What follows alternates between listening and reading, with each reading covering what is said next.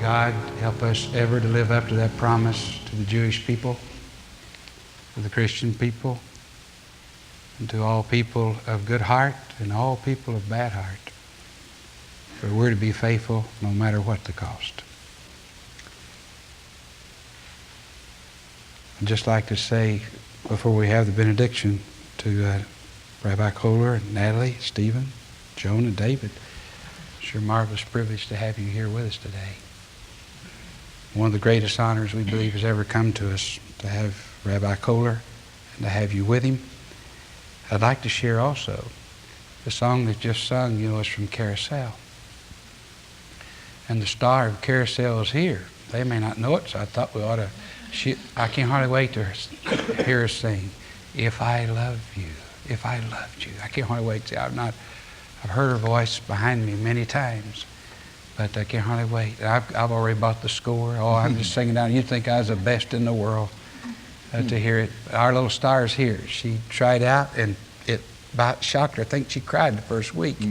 But she went to try out in the chorus, and they gave her the lead part. So Julie in Carousel, which will be at the Civic Theater in April, maybe part of May, 3 or 4 weeks there. We've all asked for seats right away, of all of us. Our Julie, the star of Carousel in Charleston's time, she's this pretty little girl right here. That beautiful little voice right in front of you. She's right there. That's her husband right there, right with her. There are 2 stars. I want you to know that when I found her and her husband both been reared in the Catholic faith. They've had very good training. They're very reverent. They're people who are people of great reverence.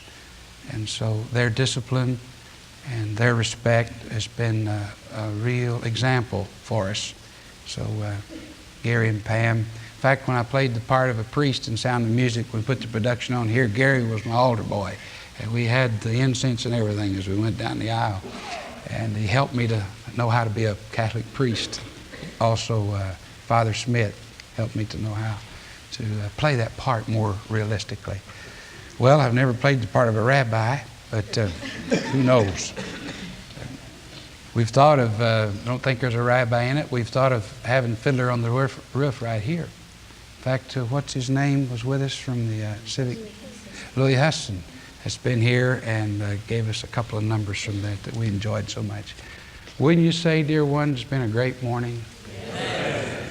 While they were singing Moses and the challenge came out, I tried to hold my body still, but I could not. For within me there was a great weeping. If you face Pharaoh, faced him to the point of losing your life, and I've had that privilege. Maybe you didn't do it so courageously, and maybe you didn't do it as joyfully as you ought, but at least you stood until the Red Sea came. You know the rabbi's right. When Pharaoh was drowned, I don't remember laughing.